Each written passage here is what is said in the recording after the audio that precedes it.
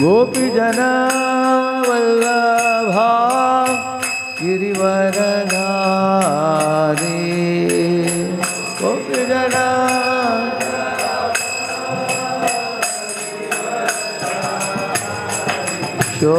यशोदानन्दन व्रज जनरञ्जन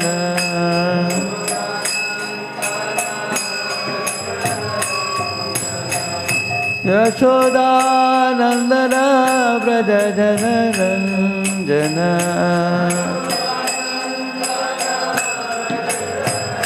यमुना तीरा वनचारी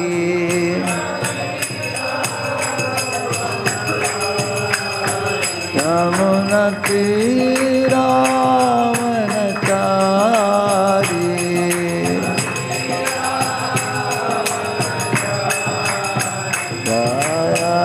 राधा माधव कुंज विहारी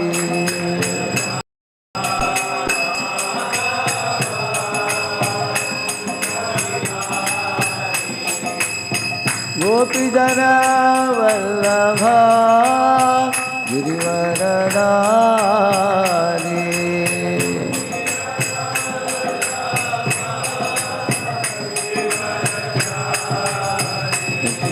यशोदानन्दन व्रज जनरञ्जन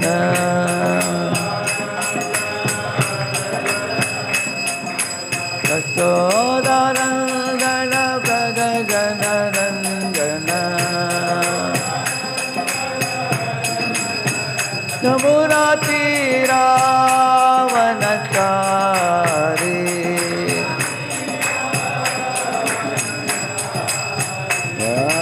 राधा माधव कुंज विहारी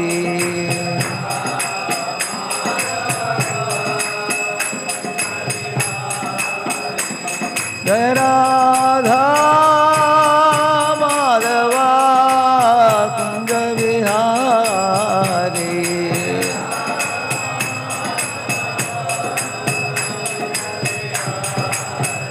जय राधा माधव कुंज विहारी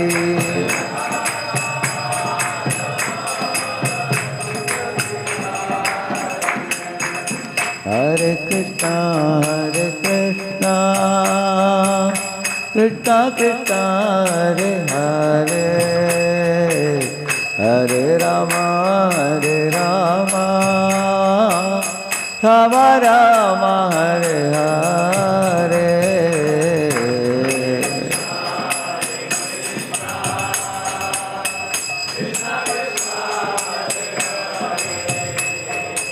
हरे राम राम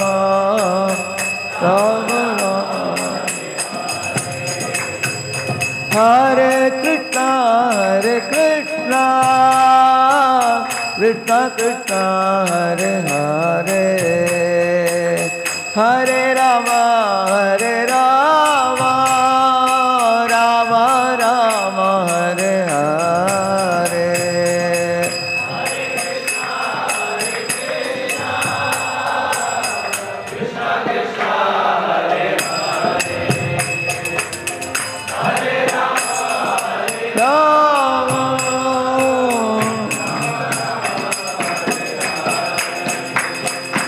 हरे Krishna Krishna Krishna Hare Hare Hare Ram Ram Ram Hare Hare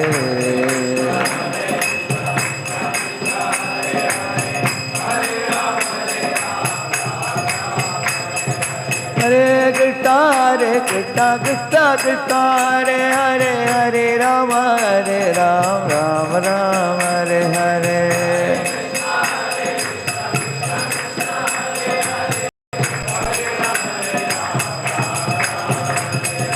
Hare Krishna Krishna Krishna Hare Hare Hare Ram Ram Hare Hare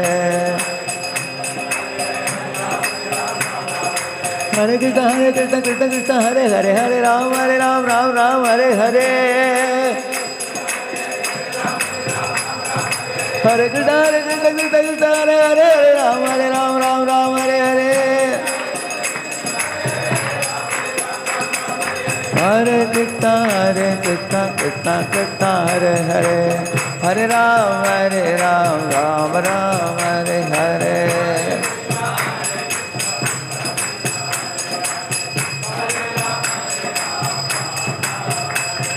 Hare Krishna, Krishna Krishna, Hare Hare, Hare Ram, Ram Ram, Hare Hare.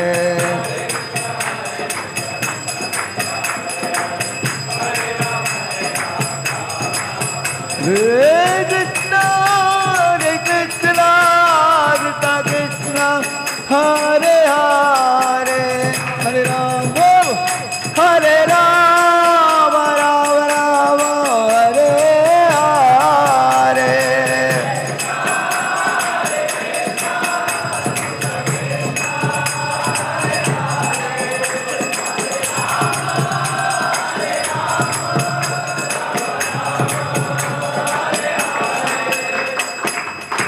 कलियुग पावन हरिनाम संकीर्तन की, श्री श्री राधा वृंदावन चंद्र की, श्री श्री जगन्नाथ बलदेव सुभद्रा महारानी की, श्री श्री गौर निताय की, श्रील प्रभुपाद की, समावेत गौर भक्त वृंद की, ग्रंथराज श्रीमद्भागवतम की, निताय गौर प्रेमानंदे, हरि हरि बोल.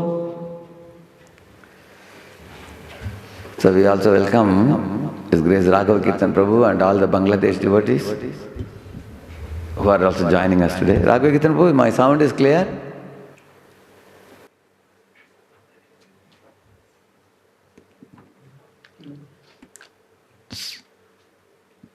Is our Dheeraj Prabhu is answering? Raghav Kirtan. Okay. They are comfortable with English, no? English all right? Okay.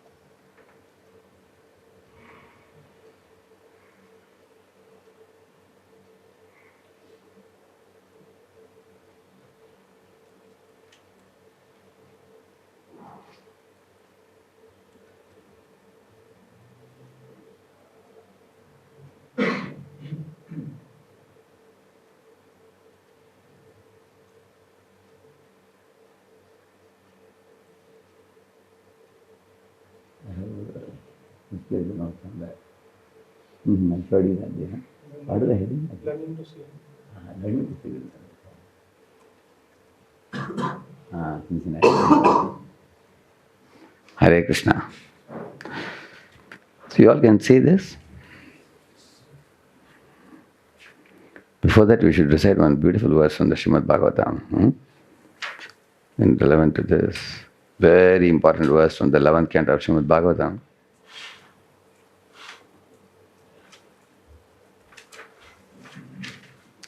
Om Ajnanatimirandasya Jnananjanashalakaya Chakshuruvanmilitam Yena Tasmai Shri Gurave Namaha.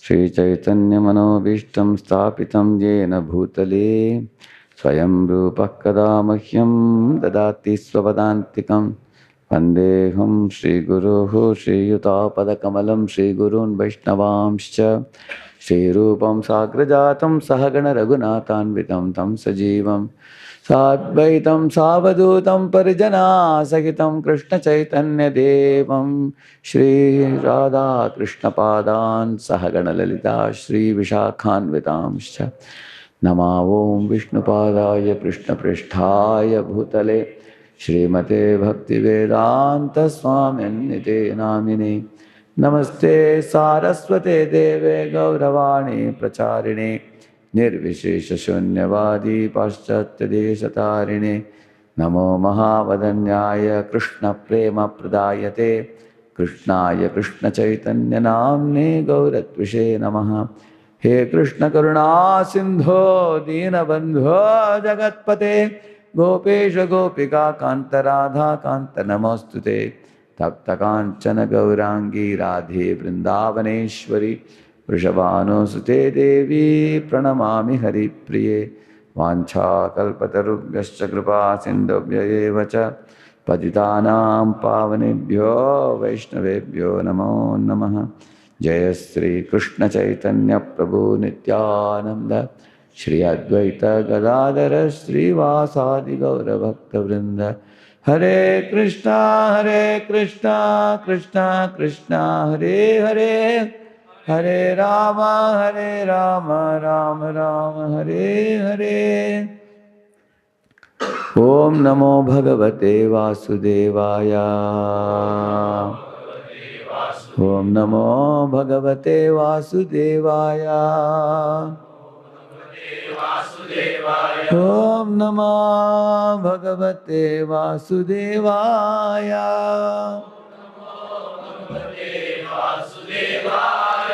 Narayanam Namaskritya Naram Chaiva Narottamam Devim Saraswatim Vyasam Tato Jayam Udiraye Nashtaprayeshva Badreshu Nityam Bhagavata Sevaya Bhagavatyuttama Shloke Bhaktir Bhavati Naishtiki Krishnaya Vasudevaya Devaki Nandanaya Cha Nandagopa Kumaraya Govindaya Namo Namaha. Please all of you recite this verse from Srimad Bhagavatam 11th Canto, 28th chapter, text number 2. Parasvabhava karmani ya prashansati nindati sa ashu bhrashyate swarthat asatya viniveshatah. Parasvabhava karmani ya prashansati nindati sa ashu bhrashyate swarthat asatya viniveshatah. See, para means other people's. Swabhava and karmani means their personality traits or their behaviors. Their nature and behavior. Karmani means their activities. Like we say, somebody has a mal swabhav. We say very tender behavior. Somebody has a very strong behavior. Similarly, karmani means their activities they do. Generally, we have a tendency to observe others and observe ourselves less. Observe others more. And our mind always keeps giving running commentary about others. See, he is like this, he is like that. He should not do this, he should not do that. So that's what he is saying. When we do that, ya prashansati nindati. Hey, how he got so much marks in that subject? I don't think he's so smart. I think some mistake, computer mistake. How did he get a Benz car? In my college days, he was a full number one. I am supposed to get a Benz car.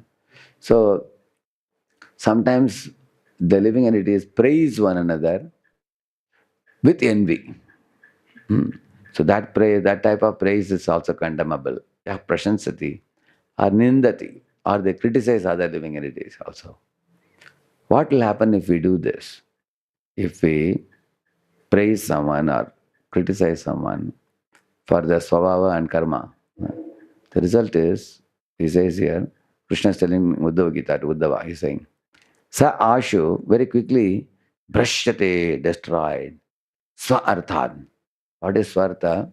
Ate Vidu, Swartha, Gatim Hi Vishnu, which means your ultimate goal of life. Your going back to Godhead program will be finished, he says. Why? What is the reason? Asati, asati means in matter, abhiniveshataha. Your mind will become absorbed in material criticisms, material comparison, criticisms, and that type of unhealthy. What are the three cancers? You heard about three cancers? Comparison, criticism, what is the other one? Competition. Competition, comparison, criticism. They're called three cancers of the mind. So, when we compare others and try to criticize about their swabhava and karma, our mind becomes stooped in matter. When it becomes completely absorbed in material things of the world, asati abhiniveshataha. The word abhinivesh means absorption. Just like if you take a ink pen and keep it on a blotting paper, it absorbs, no? You've seen that. Like that, mind absorbs also. So if one is speaking about other people's swabhava and karma, the absorption in the mind is full of criticisms in the mind. So such absorption of the mind and criticisms, prajalpa, leads to useless talks, argumentation, debates, fault finding, blasphemy, and bad, impure thoughts. So we have to substitute it with the opposite, which is pure thoughts of the Lord's qualities, Lord's pastimes, Lord's activities, and the praises about devotees, the uh, honest and innocent and transparent and pure glorification of the devotees and the Lord. Both have to be glorified. Lord and the devotees have to be glorified. Shutasya pumsam suchira shramasya nanmanjasa suribiriditorta tattad gunanushravanam mukunda padarabindam hridayeshu yesham. Like that, there is a verse in Bhagavatam, which says, as much as you glorify the Lord, the devotees also should be equally glorified. Because you will see in the scriptures that Lord is never glorified separately without glorifying devotees. And devotees' pastimes, devotees' activities are never spoken without in relation to the Lord. Like you talk about Sudama. You will see that Sudama is talking to his wife. Very soon, where is he going? Dwaraka. And there he is meeting Krishna face to face. Then Lord and the devotee are together. You will see that. When you talk about the devotee, the talk about Lord will come. When you talk about the Lord, talk about devotee will come. Like in Hastinapur, Krishna is going to leave. Immediately all the devotees, how they, gave send off farewell to him. Elaborate description is there in the first canto, 10th chapter, isn't it? Similarly, there again there is a talk about Krishna entering into Dwaraka. He is playing his shank, and at the frontiers of Dwaraka. Immediately all the devotees get up and run to receive him. Immediately there is talk about Lord and the devotees. So Lord and the devotees are inseparable like the sun and sunlight. There is a verse which says, Ata parakita surya nahi jani radha verahita Krishna nahi mani. Like that Bhaktivinoda Thakur says. He says, I do not accept a sun which has no sunlight. He says. Similarly, I don't accept single Krishna who is not with Srimati Radharani or who is not surrounded by his devotees. So in our Gaudiya Sampradaya, we always worship Radha and Krishna together. You'll always find Krishna will never be alone. He's always with a cow. Some cow will be there behind. There will be some Yamuna flowing. There will be Kadamba forest. So you will never find Krishna alone. So Krishna's devotees are like the sunlight, and Krishna is like the sun. He is Shaktiman and others are Shakti. So, because the Lord and devotees are very intimately related, And because the Lord loves the devotees very much, He is always remembering the devotees and relishing His association with the devotees. So therefore, we have to be all the more careful in dealing with the Lord's paraphernalia, especially the devotees. So here in you can see the translation. Please read it. Who has the mic with you?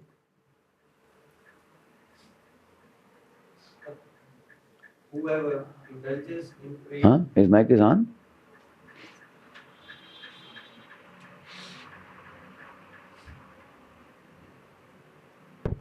Yeah.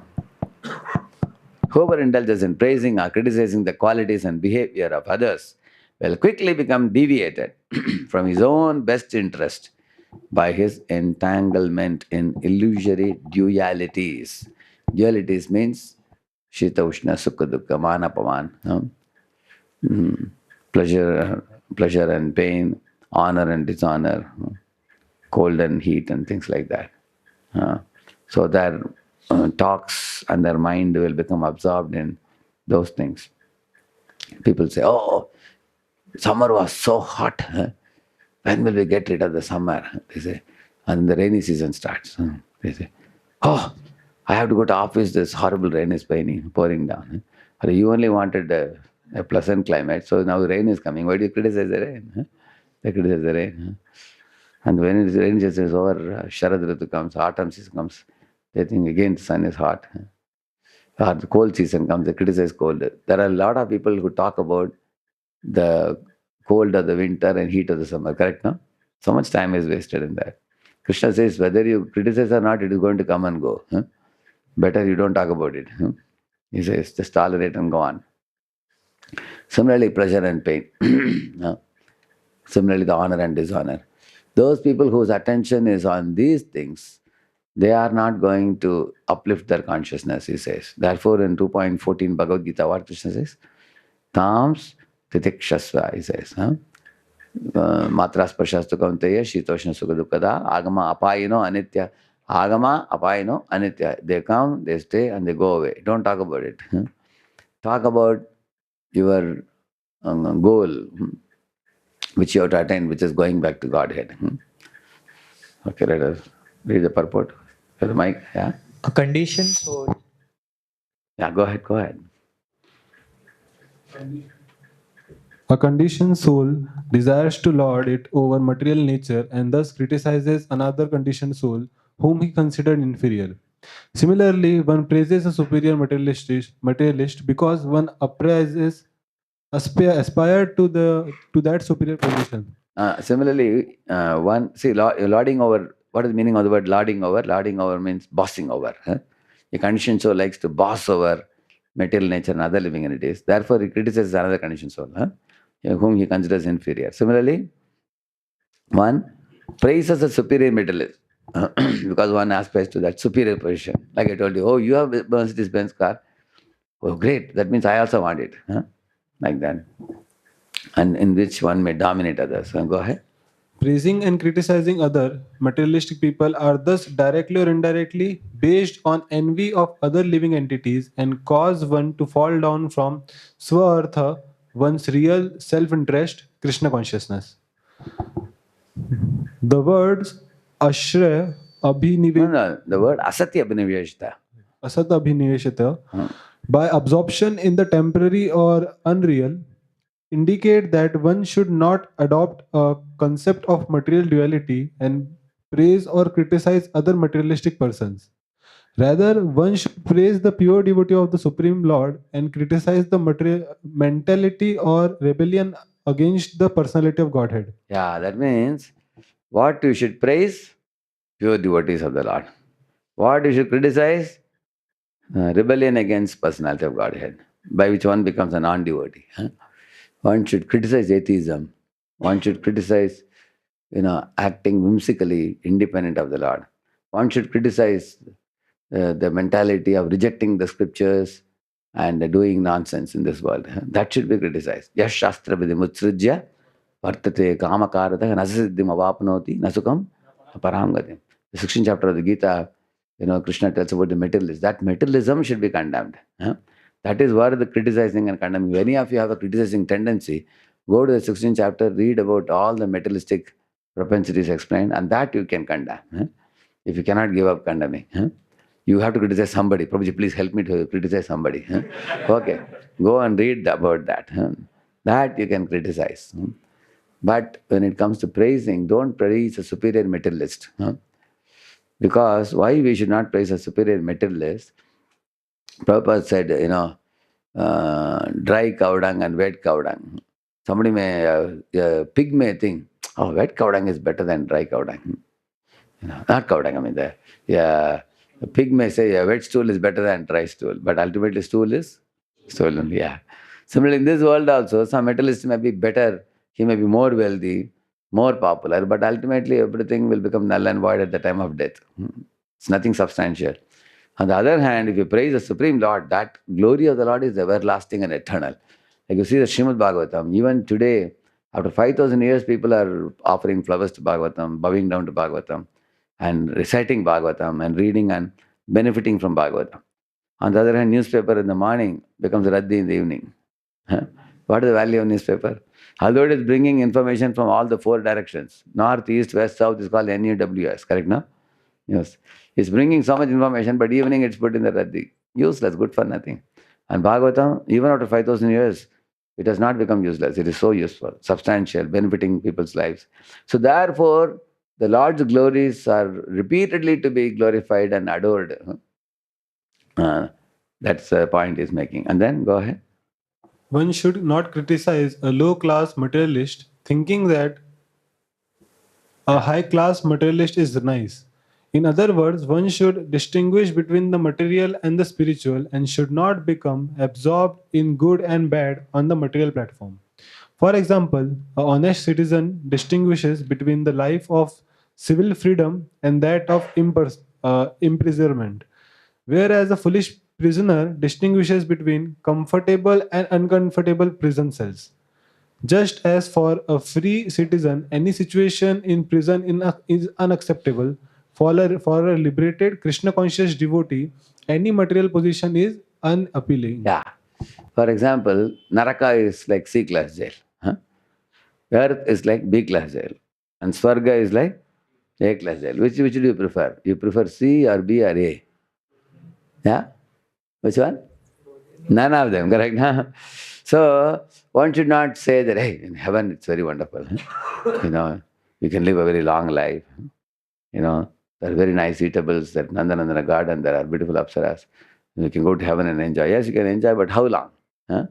After that, you have to come down and your punya is over. So a materialist may praise that this person is better. Like somebody was telling me, Prabhuji, please bless my son, he can go to America and study. I said, bless your son to go to Goloka. Said, so because they don't know how Goloka is superior than America. Correct, no? Because America you may go, but how long can you live in America? 20, 30, 40, 50 years. But when you go to Goloka, you never come back. Correct, no?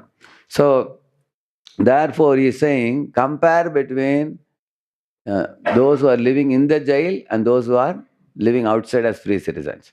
Similarly, compare the conditioned souls to liberated souls, because liberated souls are back home, back to Godhead. So we also want to become liberated souls, correct or not? That is worthy discussion. How to become a liberated soul, how to get rid of the cage of the material body once and for all. That is a good talk. Otherwise, it's useless, like that is saying. So Bhaktivinoda Thakur is saying here, uh, don't categorize people as communist, capitalist, black, white, rich, poor. Bring everybody together in the Sankirtan movement and make them chant Hare Krishna, is saying. Instead of criticizing, oh, he is a rich man. He is a poor guy. He's an educated man. He's uneducated. Don't say that. He says, you bring everybody together in Sankirtan movement and bring them all. And in this way, therefore we are going to discuss about learning to see good in others today. Now, not only we should see how to deal with people. We are talking about people now, correct? No? But we also will talk about situations also. No? Because the situations also matter a lot for us. Because how do you deal with situations? Yeah. I read that. Seeing Krishna's hand in all situations in our life. Read that. Who is a mic with you? Blame reflects our inner state. When forced with problems, we often and faced. when faced with problems, we often avoid One devotee from this side can read. introspection. Give it to some devotee this side. When faced with problems, we often avoid introspection. Instead, we blame external factors, friends, society system, even minor things like traffic, weather, or crowds. Correct, no? Whenever we face problem, instead of thinking deeply, we immediately blame the external factors. We blame the friends around us, or blame the society, or the government, or we blame everything. This attitude, right? This attitude reveals what we are projecting outward. Blaming, mourning, and wailing only bring back negativity from others. What we give out emotionally is often what returns to us in experience. So we call it as a BMW mode, blaming, mourning, wailing. When we do that, or we call it as the ABC mode, we call it accusing, blaming, criticizing. So this ABC or BMW doesn't help. It only brings back negativity because it's not worthy discussion. Certain things are unavoidable. Say, for example, you are in a traffic jam and your car is not moving for even half an hour or 1 hour. You can be frustrated, you can throw tantrums to the car ahead of you, or you can get out of the car and walk 1 kilometer and come back, and keep on yelling, shouting about the government and the systems, the traffic and all those things. Instead, if you sit in the car and put on the recorder, and then you will finish one proper lecture, isn't it? And you hear the proper lecture and have a good time. And then discuss with the devotees in the car what all points Prabhupada said. And then immediately you'll find traffic will start moving, you can also move. So you can make your life more better, a lot more better in such situations, instead of blaming the traffic. Similarly, one devotee was telling, "Oh, Prabhuji, today I couldn't do anything. Half a day went away. Why? Because the weather is not good today." So are you going to be conditioned by the weather around you? If it is sky is very cloudy, who said you have to go to sleep? You know, you don't have to be conditioned by the weather around you. You can just close the door and get into your work, reading, writing, whatever is to be done. So don't blame crowds. Like, for example, you started late from the temple to go to airport, and then you blame the crowd on the way, or today I don't know why it's so crowded. So you better start early. So in this way, don't project problems outward. Then how do we deal with it? See how Vidura responded. You all know this pastime of Vidura. He was harshly insulted by Duryodhana. Although Duryodhana was only a young man, and Vidura was actually his uncle, highly respectable personality, counselor, and advisor to the king. He's a minister actually.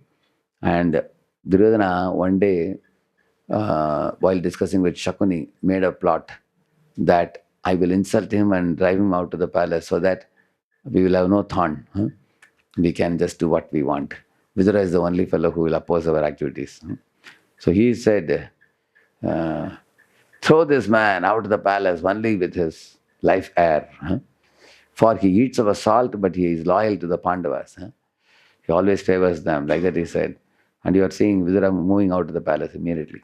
You will see, although Duryodhana spoke very severely insulting words, and Dhritarashtra did not stop him or punish him, Vidura thought that, I think this is Krishna's indication for me that I should not live in this Asat Sabha, which is a vicious court.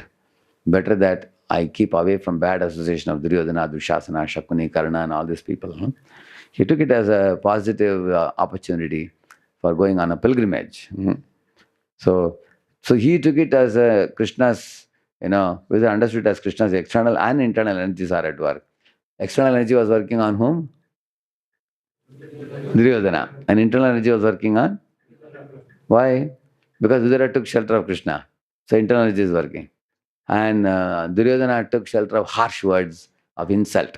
And that too towards a very respectable superior. So external energy just work. In our life also, if any time you see your behavior, you can check whether external energy is on or internal energy is on over you. You both are like a ghost. Like in Christianity, they use the word Holy Ghost. You have seen that? They call it the Holy Ghost means Krishna consciousness.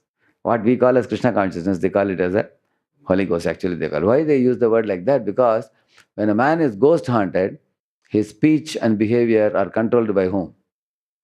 Ghost. You've seen that? Similarly, you will find when a person is conducted by Rajoguna, he becomes very proud, and he insults others.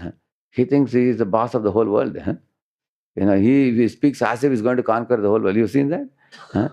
Similarly, somebody is connected with Tamoguna, he becomes very lethargic and very insecure and lazy, and he is actually conducted by the guna. Correct, no? Similarly, we can be conducted by the Antaranga Shakti, internal potency. How? You will see the person who is conducted by Antaranga Shakti is like iron rod put in fire. The iron rod put in fire becomes fiery. It behaves like iron or it behaves like fire? Behaves like fire. Prahlad was like that. He was conducted by internal potency completely. Haridas Thakur was like that. Srila Prabhupada was like that. So, if you are conducted by internal potency, your behavior will be completely spiritual, untouched by matter. So, that's how Vidura was. So, he had gratitude in adversity, you see. Instead of lamenting and yelling back at Duryodhana, or he could have even told the Dhritarashtra, hey, brother, look at your son, what is he speaking? Put him behind the bars. He could have told or not, isn't it? If Dhritarashtra is a king, he can do that. But he didn't demand any justice also. He used the insult to renounce the palace life, you see, and engaged in devotional service. So that's what he did. He chose to use this setback to peacefully devote himself to Krishna in a holy place. So this is called as converting misfortune into good fortune. That's what he did. Okay, so I will just show you.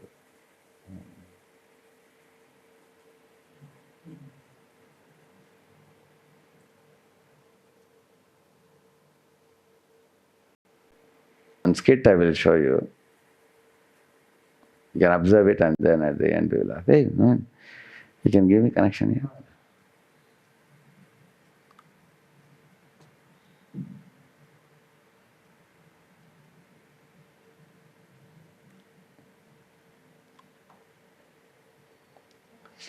So this is done by two of our students. They have done.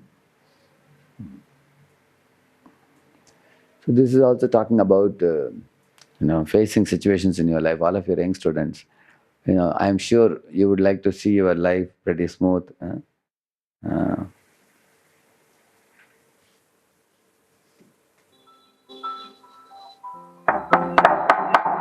Hare Krishna, Prabhu. Hare Krishna. Yes, Prabhu. Who is there? Haribol, Arjun here, Prabhu. Yes, Prabhu. Door is open. You can come in.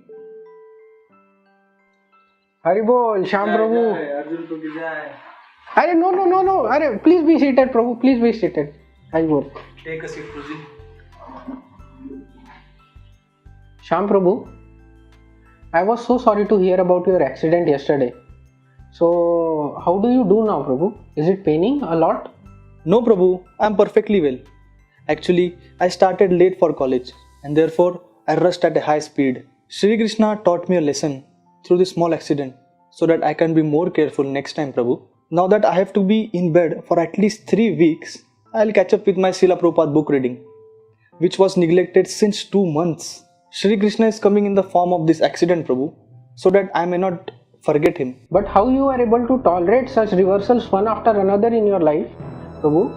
Your grandmother got passed away, your father got passed away, you got malaria 2 weeks ago. Is your mind not angry upon Krishna, Prabhu?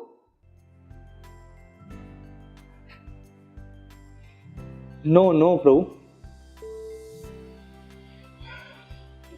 My grandmother was in her 90s and my father was bedridden for last 3 years and his age was 70 years. In this world, everybody have to leave the body and go to next destination.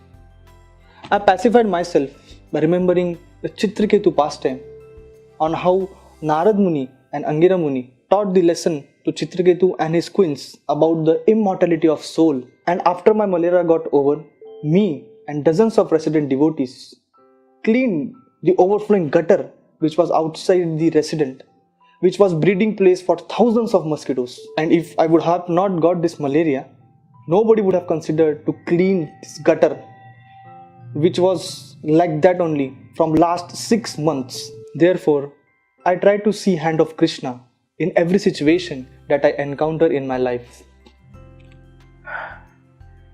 Wow, Prabhu.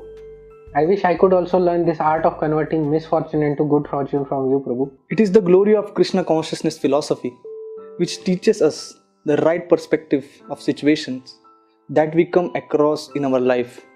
I deserve no credit, Arjun Bro.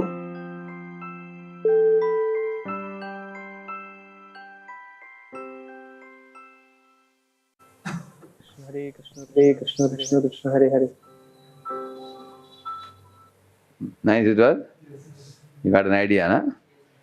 So 3 situations he came across, isn't it? What are the 3 situations he came across? One thing was he's having a bandage in the head, isn't it?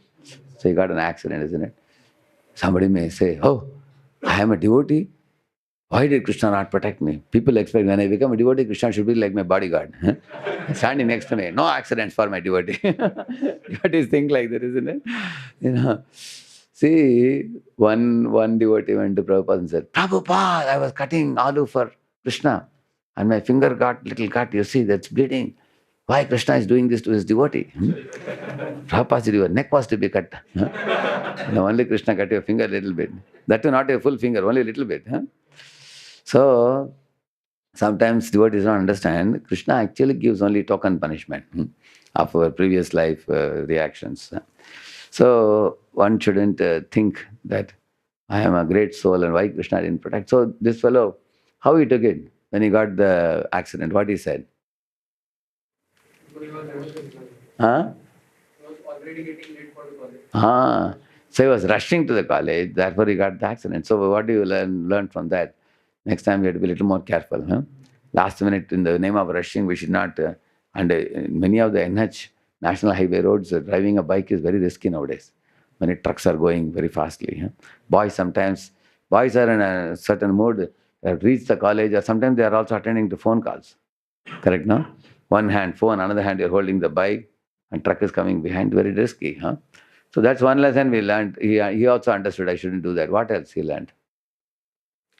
What else he said about the bandage? He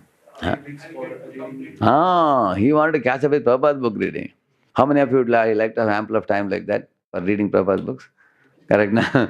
We often don't get time. So he used that time fruitfully, not just lamenting and groaning, isn't it? He was not saying that, alas, look at my situation, isn't it? So he saw it very nicely. And then, what did he say about his grandmother? What did he say? Already 90s. Anyway, our body is almost worn out. It has to pass. But then he remembered something when he saw the death of 2 personalities in his family. It's the first time he remembered. Correct, no? His father also had some cancer or something. He was bedridden.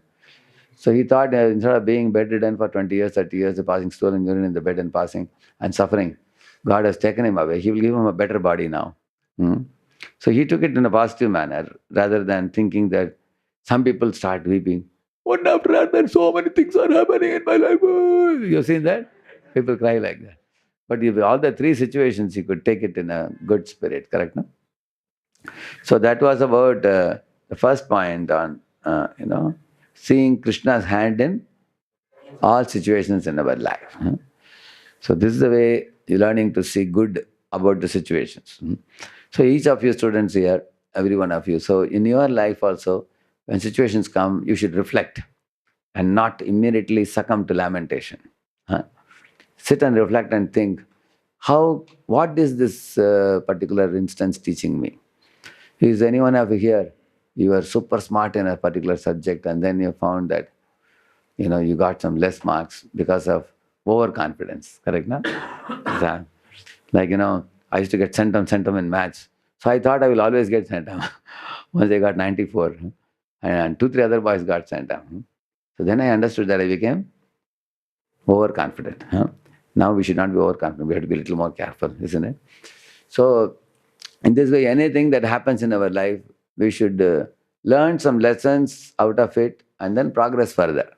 Um, and like this boy was able to successfully see Krishna's hand in his life. And what happens when you see Krishna's hand in your life? What's the advantage of that? Hmm. Yeah? We won't? Okay.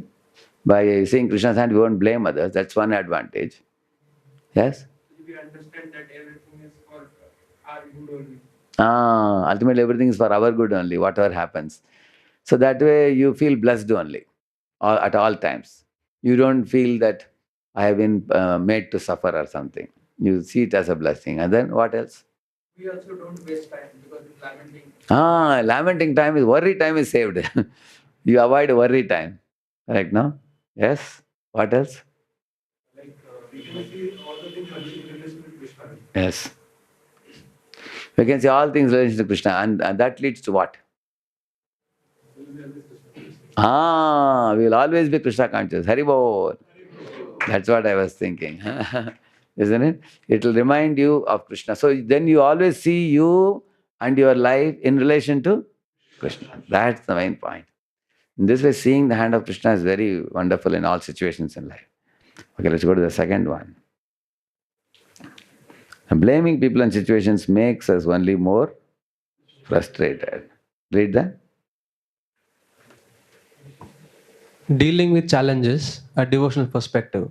Blame weakens us. Blaming ourselves lead to depression, and blaming others lead to hurt and alienation. See, if you blame yourself, you become depressed. You blame your friends. Hey, you apna aisa kar diya. You did this, you did that. Then what happens? Alienate. They will run away from you. See, you praise the boy, he'll come and ask you, what did you say? Please tell me. He'll come nearby. You give him feedback, and then you turn around and see he's not there only. It reached alienation. He ran away. Isn't it? So, because it means nobody likes to be criticized, correct? No? So, you want to alienate your friends or you want to have good relation with the friends? Yeah. So that's why blaming others is not very helpful. Huh? And also they get hurt also. They'll go around telling everybody, hey, this fellow is very harsh. No, he always keeps giving me feedback. He criticizes me, they will say. So either way, it's like a two-way dagger. If you blame yourself, you get depressed. If you blame others, they run away, get alienated, and they get hurt also. It's like two-way dagger. Therefore, blame is useless in that sense. And then? Empowerment lies in action. Focus on positive responses instead of absorbing negativity. Seek the best course of action rather than staying stuck in blame. So how to focus on positive responses instead of absorbing negativity? This is a very, very important thing. What could be the best course of action in this situation? So, because if I'm going to blame others, nothing happens. Work doesn't progress. Correct, no? Yeah. Like, for example, you told somebody to bring milk for making sweet rice today evening for the, first year boys program. And they come and tell you that, sorry, Prabhuji, I forgot to bring, they say. So what is the thing you would do? Now, you need the milk now. You can tell him, okay, Prabhu, you forgot, it's all right. Can you bring now? Can you go again? Prabhuji, it is going to take me another half an hour. I have to study also. Then immediately you understand he is not available for it. Okay, Prabhu, it's all right, you go and study, I'll find out. Call somebody else. Prabhu, can you go and please me? Is there anyone who can help me bring the milk? Because you have to think how the seva can progress. Rather than saying, what, Prabhuji, you always forget. How many times you have forgotten? I think you are personified forgetfulness. Dozens of times you have forgotten, and you talk and he talks back and forth 1 hour, and then the kitchen fellow is asking, Prabhuji, where is milk? आज क्या sweet बंद कर दो, आज sweet नहीं है आज. क्योंकि 2 घंटा इसको in criticizing him only I spent 2 hours. So therefore it's useless to blame others. Better you immediately get into action, do something positive, focus on positive responses instead of absorbing a negativity. We all are going to face situations in our life where things didn't go the way we anticipated. So you planned something else transpired. You've seen that? It happens or not? Many times it can happen.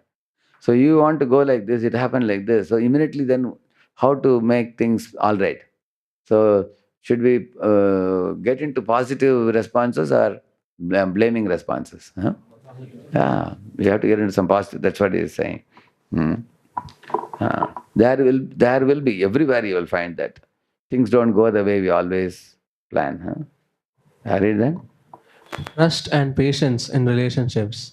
Give, oth- give others the benefit of doubt.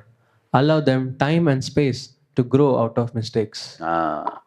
Give others the benefit of doubt, which means, okay, if somebody didn't do the way you told them to do, then don't immediately spring into blame. Huh? Wait a minute and find out why they didn't do it. Maybe that they may have some reason, huh? Why they haven't done what I told them. Hmm. I told him to do this, but he didn't do it. Maybe let me check. Hmm. Yeah. So it's always good to check them. Hmm. Yeah. Like, for example, you told someone to bring milk and you find that he hasn't brought milk. But you haven't brought milk, no, Prabhuji, I didn't bring. Immediately you start yelling, shouting, blaming. Then you will say, wait a minute, Prabhuji, this is Chaturmas, this month milk is not allowed. Huh? Therefore I didn't bring it. He said, oh, now I understand. Huh? But you better clarify first before blaming. If you blame first and then clarify, he will say, Prabhuji, you always make a hasty dash. Huh? You never listened to me first. I was about to explain. You shut my mouth and you are blaming me. Correct, no? That's why he's saying give them a benefit of doubt. Huh? And allow them time and space to grow out of mistakes. In case that person did a mistake, you found out that he has done a mistake, then he's a young devotee. You can think that he has just come 6 months before, or 1 year before to our center. He's growing devotee. Let him commit some mistake and learn and grow out of the mistake.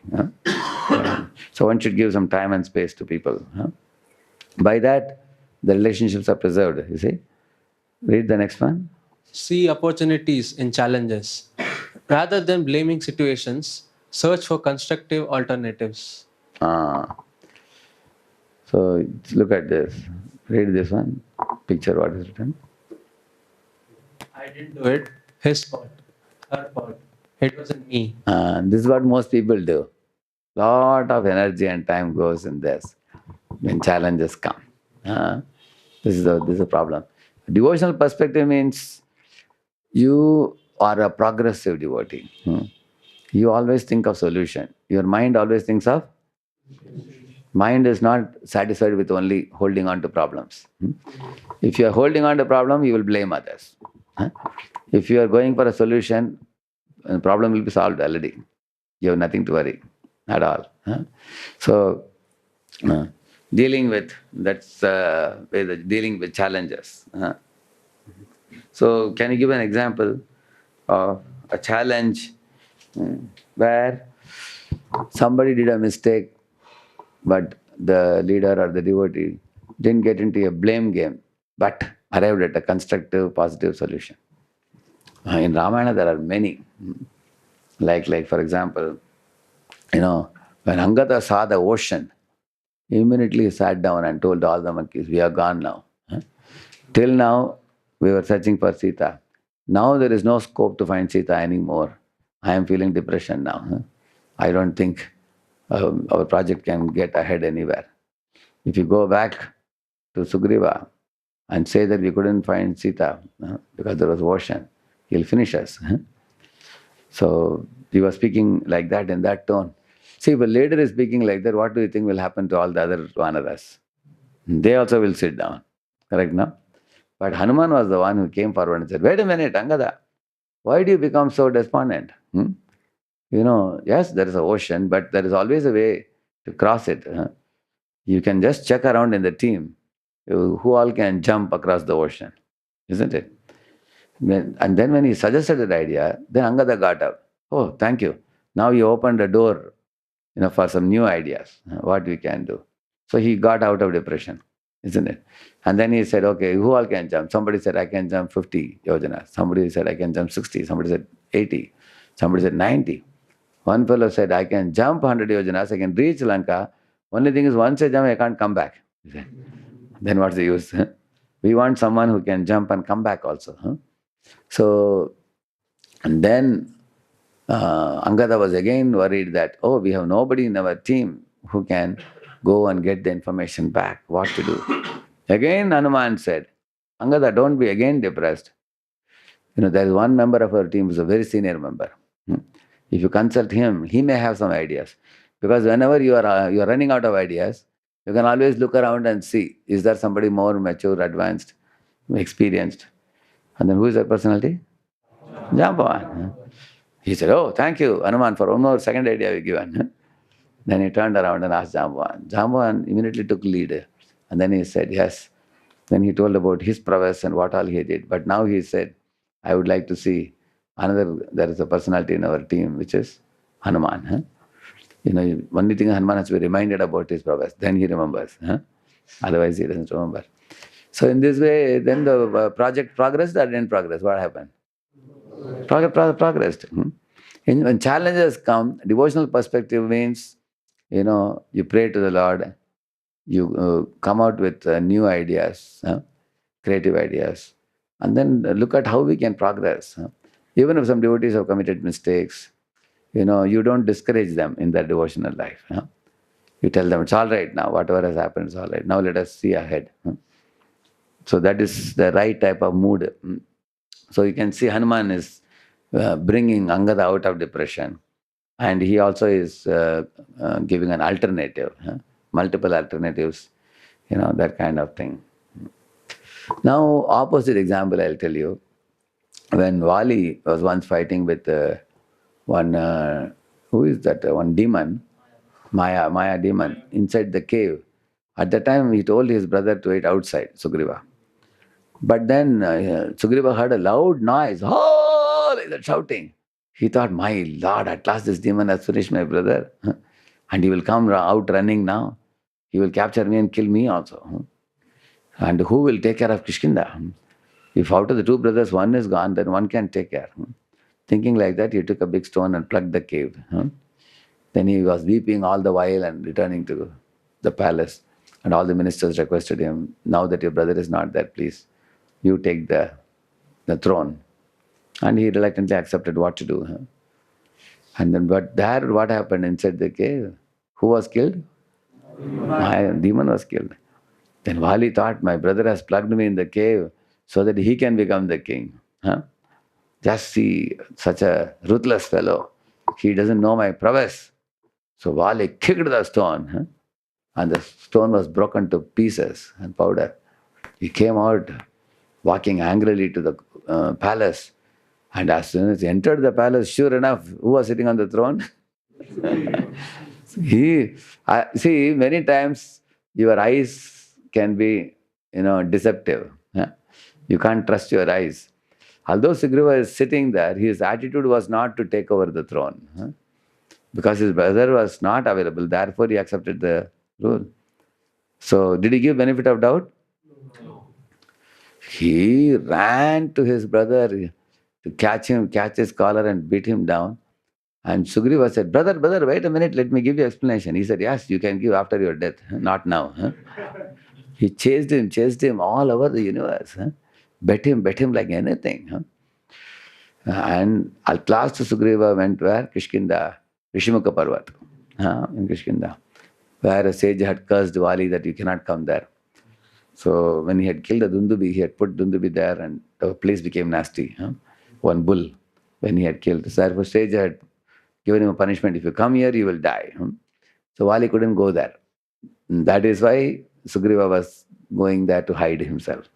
Correct, no?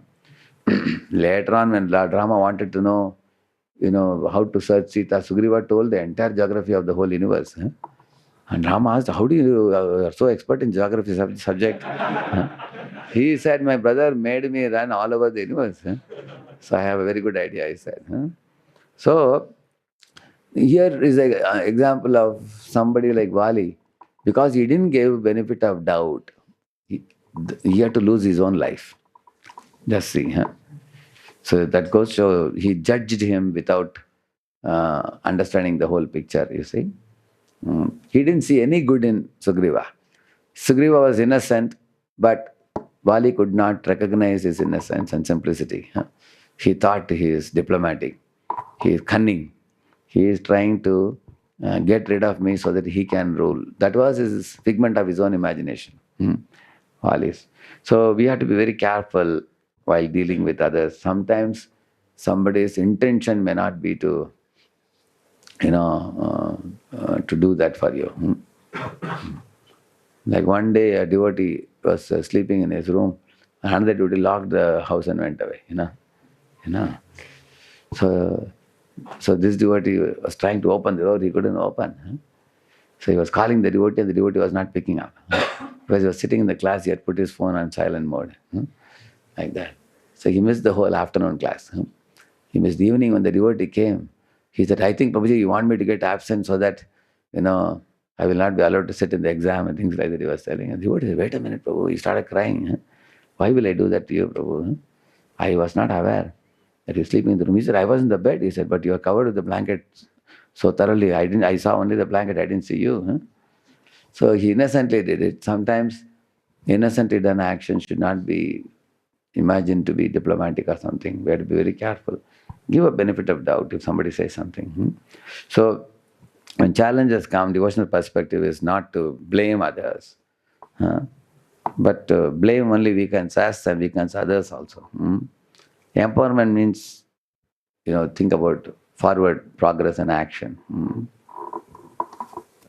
Come with alternatives. Here is a picture of, you see, Shiva is sitting, Brahma is sitting. You all know this. Daksha Prajapati, how when he came to the court, everybody stood up. Brahma didn't stand up because his father. Correct, no? Father is not expected to stand up when son comes. And Shiva didn't get up because Shiva was absorbed in meditation. Completely absorbed in Lord Vasudeva's remembrance with closed eyes. So he didn't get up. But Daksha Prajapati, seeing that Shiva didn't get up, he saw him with a material outlook. What is material outlook? He saw him as my son-in-law. Because Daksha's daughter was Dakshayani, Sati. Sati was married to Shiva. So he saw him as a son-in-law. Therefore, he could not respect him. Because when you see him as son-in-law, he becomes junior. When you see him as Vaishnavanam Yatha Shambhu, he becomes senior, exalted. That is why even devotees also, you should not see all these students staying around you. You can see them in two ways. You can see them as engineer or my classmate or my college mate. Or you can see them as Vaishnavas. Correct? If you see them as Vaishnavas, can you offend them? Yeah. If you see him as somebody from the same village or same town, like sometimes you say that, hey, your friend is such a wonderful devotee. You say, what wonderful devotee is from the same village. Yeah. I have seen him smoking in those days. Somebody says like that. Then you see him very cheaply, correct, no? So if you see with a material outlook, we can commit offenses. If you see with a spiritual outlook, we cannot commit offenses. So Daksha saw with what outlook? Similarly, Hiranyakashipu saw Prahlad, with a what outlook? He's a kid, 5-year-old boy. And I am king of all the three lokas, Triloka Adhipati. What can this boy do to me? I'll finish him. So Hiranyakashipu gave an example. He said, if there is a wound in your body, sometimes you have to amputate one finger or something. Similarly, this son, I thought he'll become an asura, demon like me, and then become a good successor. But then since he is not satisfying my need, I can get rid of him. Like that he thought. A small kid, I can finish. Little did he know that Prahlad is carrying Lord in his heart. The pure devotee. Chakko rakkai saiya, marana sakkai koi, balana vanka kare sakai. It said, you cannot take off one hair from the head of a devotee like Prahlad. I asked why. One boy said, because devotees are shaven-headed, he said. Still devotees have a shika also. Isn't it? See, you cannot take off one hair from the shika of a devotee. You see? So, because devotees are constantly protected by Krishna at every moment. So, Daksha blamed. Later on, actually, Daksha not only offended Shiva, he was blaming Shiva first. Later on, he was blaming Narada also. Actually, Daksha's sons became brahmacharis by dint of their own purity and renunciation and exalted position. But Daksha thought that Narada has force them to become brahmachari. He thought like that. Therefore, he was blaming Narada. He said, Narada, you are not sadhu. I am real sadhu. You are asadhu, he said. He blamed him. Hiranyakashipu blamed Prahlad. Uh, instead of correcting himself, Hiranyakashipu also blamed Prahlad. Shishupal was accusing Krishna with the 100 blasphemies, after which his head was severed. Actually, while severing the head, Krishna's idea was, if he continues to blaspheme me, he will suffer for a very long time in future. So to reduce his suffering, Krishna severed his head. Bechara, इसका अपराध और बढ़ न जाए, इसको बचाओ इसको. So then he saved him like that. On the other hand, you can see, read that, right examples. Right examples of detachment and vision. Bhishma and Akrura never blamed palace politics. They remained steadfast in Krishna consciousness. Vidura saw Krishna's hand in being driven out of the palace and turned it into a chance for spiritual upliftment. Correct, no? See, Bhishma was surrounded by all these fellows like, Duryodhana, Dushasana, Shakuni, Karna, and all these people. But he never blamed the palace. Because of all these guys, they polluted my consciousness. Therefore, I couldn't become a pure devotee. Did he say that? No, he kept himself like a lotus. See, recently I read the lotus example. I loved it. A lotus, it doesn't get stooped in the mud. Imagine if the lotus bends down and goes into the mud. That is like a man who is lamenting over the situations and circumstances. But the lotus, instead of stooping down, what it does, it keeps erect, it goes up. Not only it grows upward, it draws energy from the sun. So Krishna is compared to sun, correct? Krishna Surya Sama, Maya Haya Andakar, Yahan Krishna Taha Nahi, Maya Radhika, correct? No? So he draws energy from the sun because the sun is called as Aravind the Bandhu. Because when the sun rises, the lotus blossoms. Correct, no? Similarly, intelligent devotee, he doesn't get stooped in situations and circumstances and lament. He doesn't. He's not subject to lamentation or depression. The devotee looks upward to Krishna and then draws, like the sun is giving both warmth and the light, isn't it? So in this way, a devotee is like compared to the lotus. And when the lotus blossoms, the fragrance comes out. And the lotus honey also is released by the bumblebees. And it looks like a beautiful flower. Similarly, when a devotee depends on Krishna in all circumstances, immediately the devotee becomes a fragrant devotee with all good qualities are manifested by the devotee. And then the devotee experiences the rasa of the honey also. So in this way, devotee can become jolly, very happy devotee, even in difficult circumstances. Example is Bhishma and Akrura and Vidura, all these people. So, and another thing, the lotus, you will see, both the lotus and the lotus leaf have some wax kind of thing due to which the water cannot touch them. That means they always remain in a detached way. While living in this world, a devotee lives in a renounced temperament. What is the meaning of renounced temperament? Say, for example, Radheshyamdas goes to a shopping mall and they say, I renounce this TV. They say, I renounce this fridge. If I say like that, what do you think shopping mall fellow will say? Sir, what are you talking? Are you in a dream or what? This is not your shop. You are coming to someone else's shop and saying you're renouncing TV, renouncing this is nothing. Similarly, in this world, when you come, you never brought anything with you. Then how can you renounce? If somebody says, I'm a renunciate, I gave up. No, you cannot give up anything because nothing belongs to you. So you cannot do tyag, you cannot do bhog. Only one thing you can do. What is it? Bhakti. Take everything and use in Krishna service. So in this way, you will see that a devotee is always living in a renounced temperament. What is the meaning of that? That means devotee clearly knows nothing belongs to me. Everything belongs to Krishna. And a devotee also knows the material world is like a lodge. See, there's a difference between home and lodge, correct, no? Home is a place where you stay with mother, father, and you have a room, you have everything. But comfortably you stay. But then when you go to some on duty, say your company is sending you to on duty some other city, you go there, stay in a lodge for 2-3 days, and then you wind up, check out and come back. Similarly, the material world is like a lodge. So you come here, but you have to wind up very soon and go back. You can't remain here. So that is the mood in which Vidura was living in the palace. He never thought this is my palace. He never thought like that. That mamata was not there. So he could very easily quit. That's the mood of a devotee. Even Bhishma, Akrura and all, they never thought this palace is mine. They thought anytime it is unfavorable, we will leave and go away from this place. So when you live in a renounced temperament, you don't feel the pinch when you are asked to leave.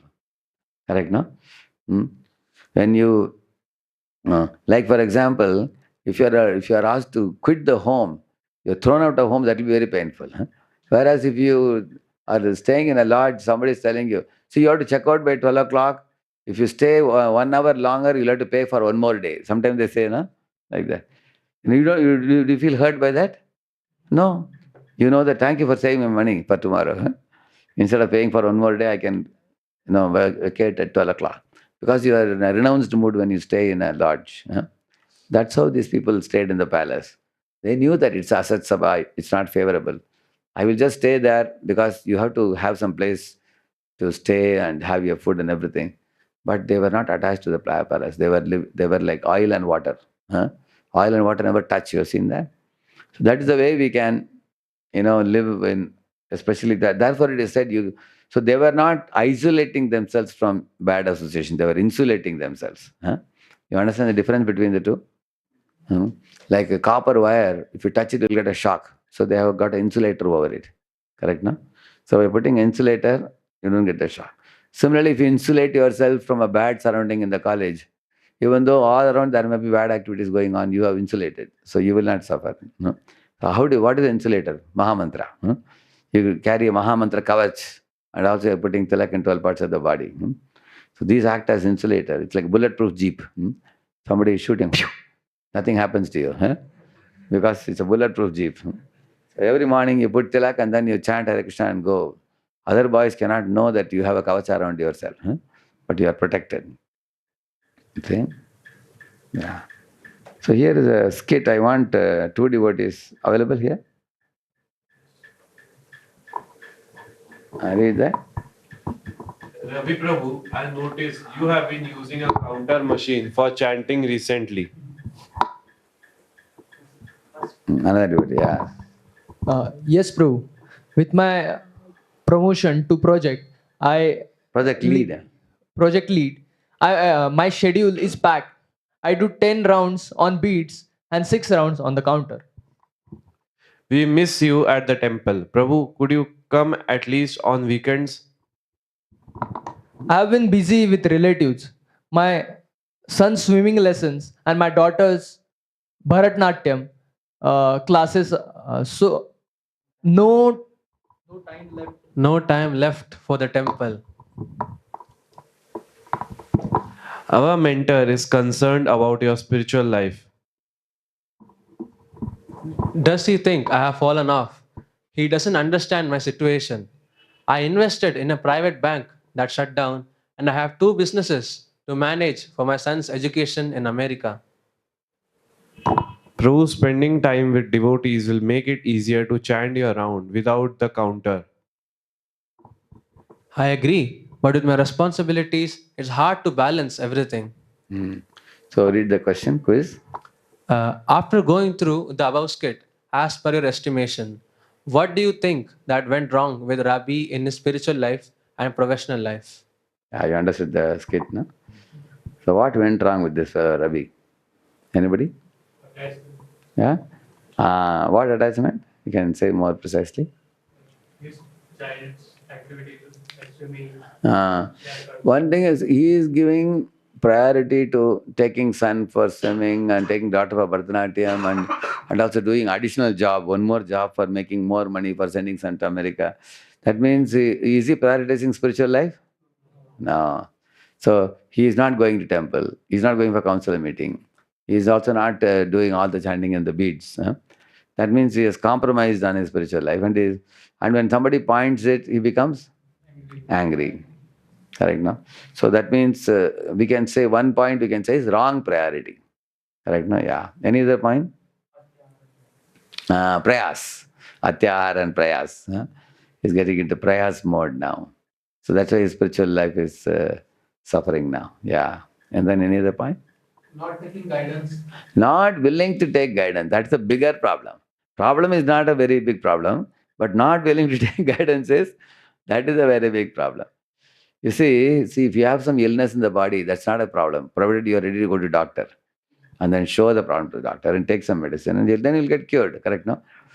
And so is this fellow Ravi humble enough? No, that's the problem. He's blaming the company which has given him promotion as a project lead. He is blaming his son, blaming his daughter, blaming the additional job. But who told him that he has to send his son to America by doing additional job? Like I heard one boy in America I met. He said, I asked him how much you have to pay for the course. He said 80 lakhs. In America, 70 lakhs, 80 lakhs they pay for their course. When they have to do their undergrad, masters and all, they spend. But he told, my father is living in a town. He has sold his house and given me this money. His idea is, I will come to America, I will complete my course, and then I will earn a lot of money and give back. Then he'll buy back the house. That is his plan. Now he's living in a rented house, he said. Many students do that when they go to America like that. So then what happens here, he's doing additional job. Already daytime one job, an additional job, plus he's taking his kids for different things. And that means for him, material life has become all important, correct? No? And he's blaming the devotees, blaming others. So this will get him nowhere unless, as someone said now, he is willing to take advice, correct? No? So rise above BMW. Mode. This is a very important thing. Please read the heading. If I spread love but get rudeness in reciprocation, then what to do? Question: if we are nice to people, why are some still rude in return? The formula of life, being a mirror, does not apply to individuals. It's like seeing a few pieces of a jigsaw puzzle and assuming you understand the whole picture. People have free will to be good or bad, kind or rude, regardless of our actions. Regardless of our actions means sometimes you are kind to somebody, but they may be rude to you. So you may wonder, hey, what is this? They told that if I give love, I get love. If I give respect, I get respect. Correct, no?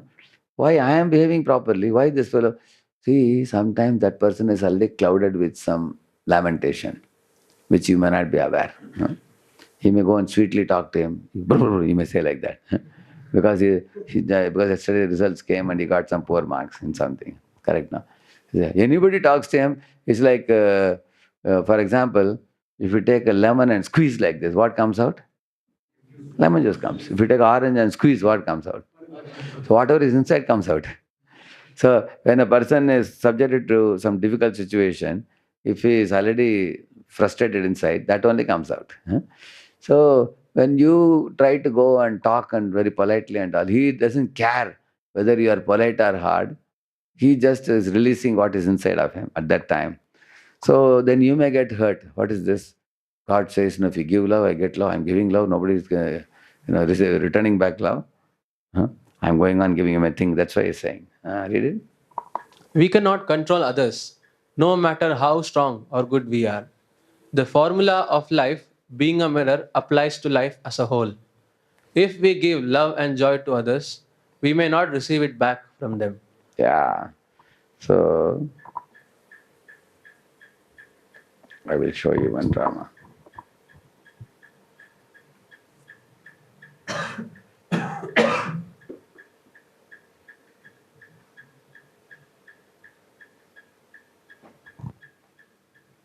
Hare Krishna, Hare Krishna, Krishna Krishna, Hare Ram, Ram Ram, Hare Hare.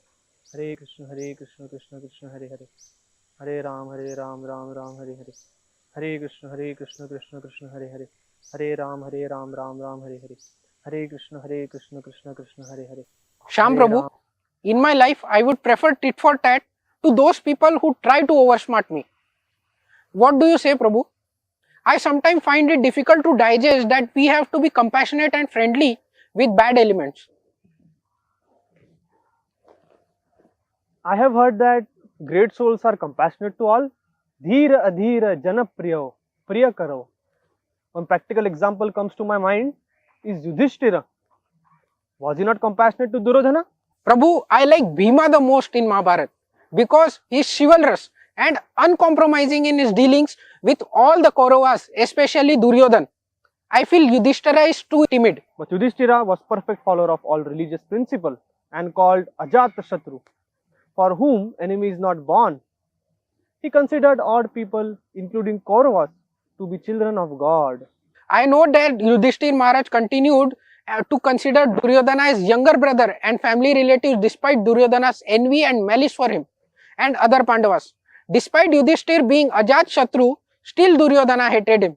You say give love and get love, but despite Yudhishthir giving out so much love, he didn't get love.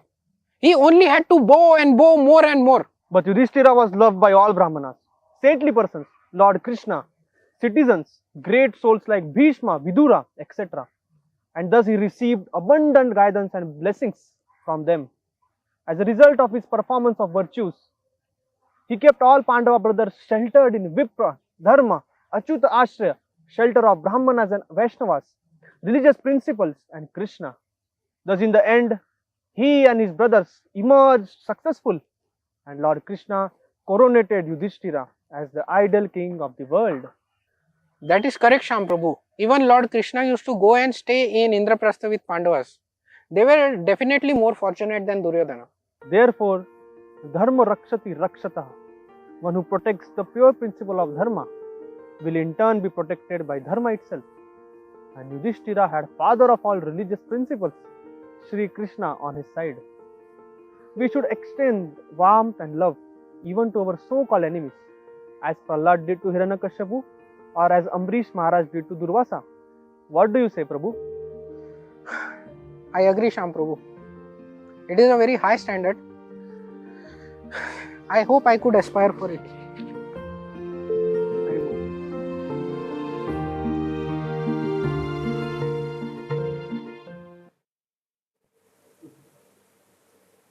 Nice networks? Yes.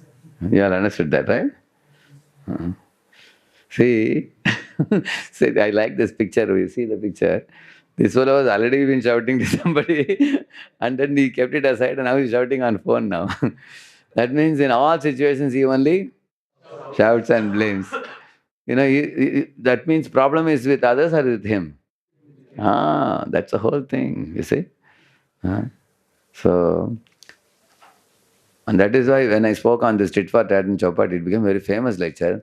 Not that I am a great speaker, because the topic is famous. You know, because people are very much eager for tit for tat. They don't actually consider the total life as a whole. Yeah. Quiz question. Yeah, read this. Following the example of Yudhishthira, some people tolerate exploitation by greedy individuals. However, later their hearts become filled with resentment and they explode with double intensity. What would be your suggestion to such individuals? Read the four answers. A. Continue suppressing emotions and appear tolerant externally. B. Publicly expose and shame the exploiters to feel justified. C. Seek guidance from superiors to process hurt spiritually with integrity and compassion. D. Cut off all relationships and isolate oneself to avoid future hurt. Which one? C. C is the answer. So when you feel it's difficult to handle for you, some situation, you're trying to tolerate, but tolerating is making you internally feel a lot of, your internal climate is getting spoiled because of that. Then you seek guidance of superiors and ask them, how do you handle this with integrity and compassion? Isn't it? So part 1 I have finished it. Part 2 another time I will do. Part 2 is also same size. It will take time. Any questions?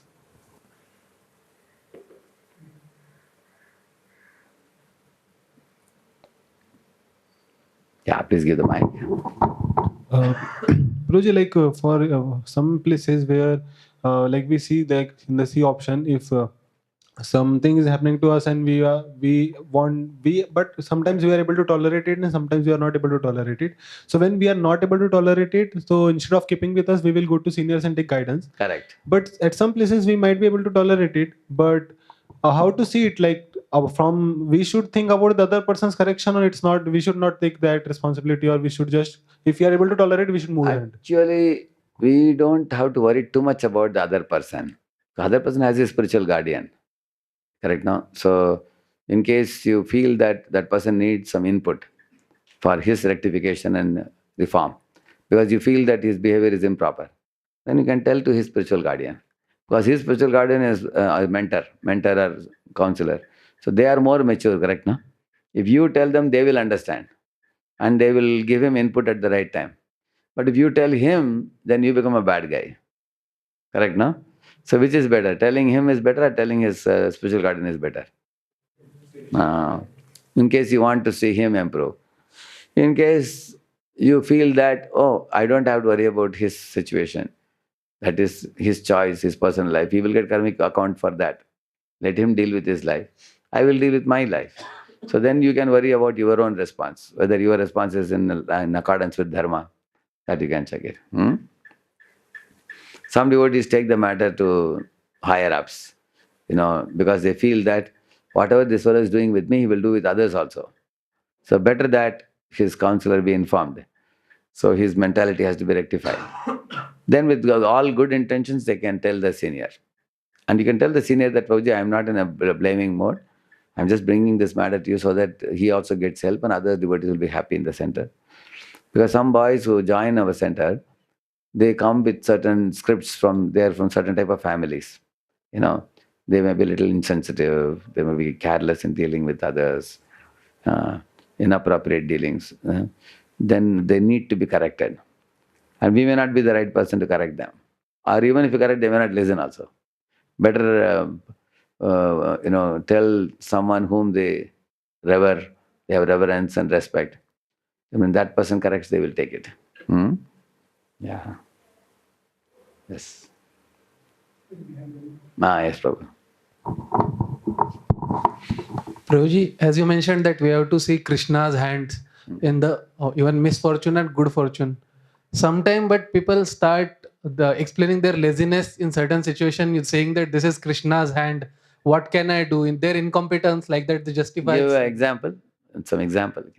Suppose a devotee is searching for a job. I can give that example. Like in his final year and all, he attempted sometime, he didn't got, but later then he becomes laxed in his studies and all, saying that maybe these companies are not good for me and like that. So Krishna don't want me to get placed here, and then he starts becoming like lax in his study, start becoming incompetent and all like that. Actually, in case somebody sat in an interview, he didn't get it, instead of becoming depressed, that my friends got, I couldn't get. So instead of that, what he thought was correct. Maybe Krishna has a better job for me. And it happens. Like one boy, he got in McDonald's in those days, in September. Then later on, he understood that I don't want to work there. So I want to switch over to another company. So McDonald's was giving him at that time something like 7 lakh per annum, they were giving. But he was ready to forego the job because he's a devotee. He doesn't want to work for such an organization.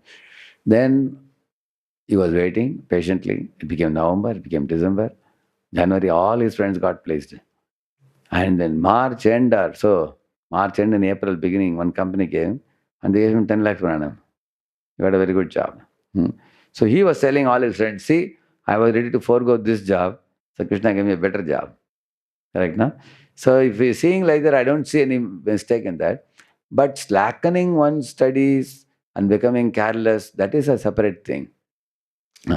That somebody is, in the name of somebody says, Prabhuji, my bhakti has too much increased, so I have no interest in studies. If they say, it's like Arjuna saying, Krishna, I love you so much that I won't fight the battle. It's like that. It's really contradictory. Because Krishna is only telling you fight the battle. So Arjuna is saying, no, I love you, but I won't fight the battle. What type of love is that? It's sentimental love. Similarly, if somebody is saying, Prabhuji, I am very advanced devotee, so I don't study.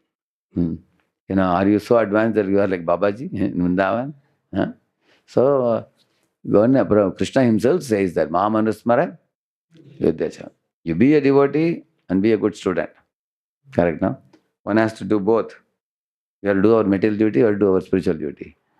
So then you have to tell his mentor or authority, Prabhuji, he is slackening his study and he is going to face a reversal. Later on, he won't get a proper job, and then parents will call him here, there, and then whole Krishna conscious program will be wound up. So generally, these fellows can be reformed if we report to their superiors. Because our own telling may not sometimes have so much effect. Hmm? Yeah. And Raghav Kirtan Prabhu, any devotee from Bangladesh want to ask? It was Hare good for Krishna. the devotees. This If topic anyone was... have any question, you can raise hand.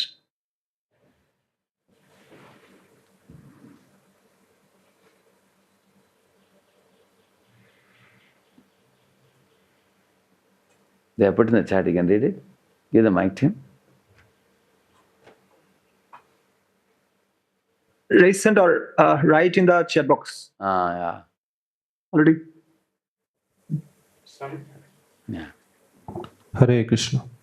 Sometimes while working together on a project, we encounter situations where certain individuals blame others or speak negatively behind their backs to team leads. Unfortunately, this creates a toxic environment and often affects those who are sincerely trying to contribute. In such cases, what can someone do who always ends up suffering due to these unfair accusations? Yeah. So, here what I understood was, you are a part of a team. Somebody goes to the team lead and accuses someone else. And if you are the accused, say they are accusing about you to the team lead, naturally team lead is going to call you and ask you, is it so? I heard a news about you like this. So I know somebody came and reported to me like this. In case there is an element of truth in it, say for example, you are a devotee and you are not working hard enough in the company. And somebody accused to the team lead saying that, sir, he comes early and goes also early. I mean, he comes late and goes early. Like there was one devotee who used to go to company at 11 and leave at 4 o'clock only. Then if he accuses you to the team lead may call and ask you, hey, you are not exerting enough. Kya kaam kiya batao, dikhao. They want to see what work you have done. So it may be a little pinching for us. Then we have to also see that we are taking a salary, we should do sufficient work, so that the company is not unhappy with us, team lead is happy with us. The accusation, if it is right about us, although it may be a little painful, we should know that it's a correct accusation about me, then I have to prove myself for staying in the job. Okay, then let us take another example of a wrong accusation. Something was complained about you which is not true. And the team lead is coming and asking you. You should be able to logically prove to the team lead that what was accused is meaningless. Maybe somebody out of envy is doing it. I don't know who did it, but this is not true. So you can see my results. This is the fact. You can present the facts. Then the team lead will understand, okay, somebody in the team is competitive, therefore they are blaming unnecessarily. Then your good name will be preserved. It will not be spoiled. So if it is a wrong accusation, you prove that how it is wrong. If it is right accusation, take a lesson from it. And then tell the team lead, sorry sir, I was little busy with... Sometimes what happens, devotees are working in a company, they also want to preach Krishna consciousness.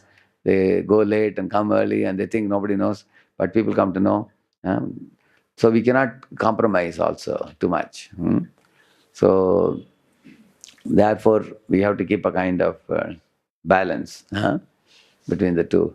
So whenever somebody accuses us, we feel a pinch in our false ego. It hurts us. One of the things we all can learn is, okay, let me check whether is there any element of truth. Like that we can check. If there is an element of truth, let us learn from it. Correct now? Yeah. Another question?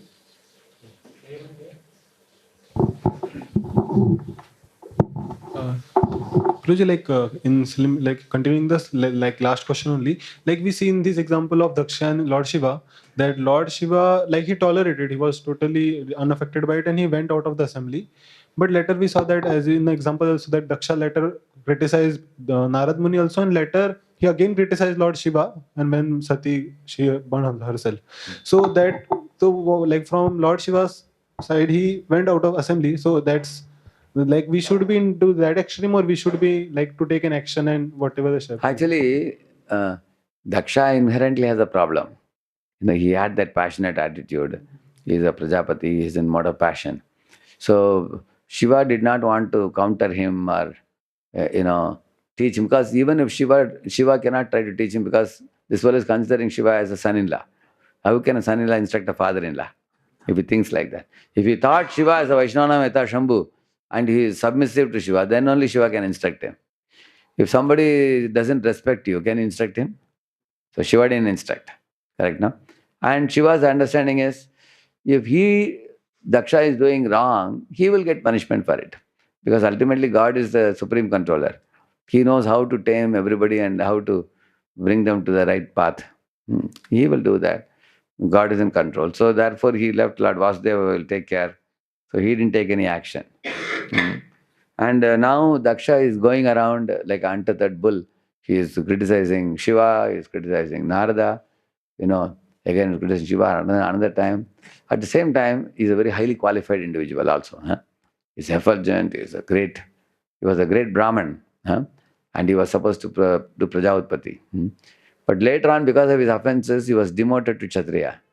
In the next later Manvantara, when he was reborn, as Daksha, second time when Daksha was appearing in the sixth Manvantara, correct? No? Chakshusha Manvantar. He's not a Brahmana at that time. So Brahmana status is demoted to Kshatriya status. And he was reposted because sufficient Manvantara had passed. So he was given a second chance to be a Prajapati again.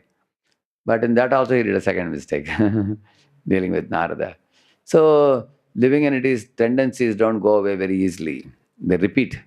Therefore, we have to be very, very careful. If we have any of these lower natures like lust, anger, and greed, they will keep on following us like a shadow. It takes time to cleanse them.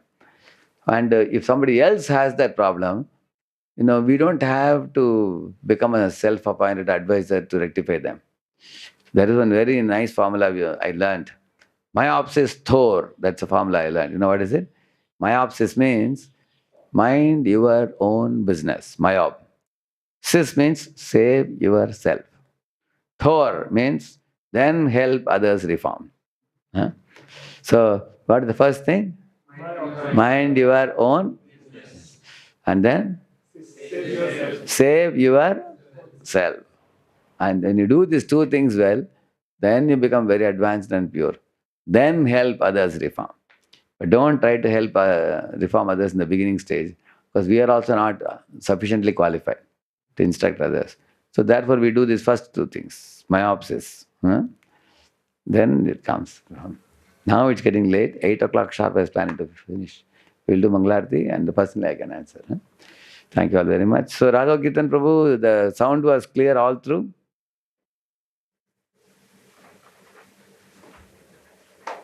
See, one devotee has asked, what's your view on raising voice against injustice, oppression, discrimination, and many other problems in society? So, you see, in society, when you say it's a very large scale problem, like you cannot be in a glass house and throw stones at others. Can you? If you are staying in a glass house and pelting stones on the passers-by, they all will group up and what they will do?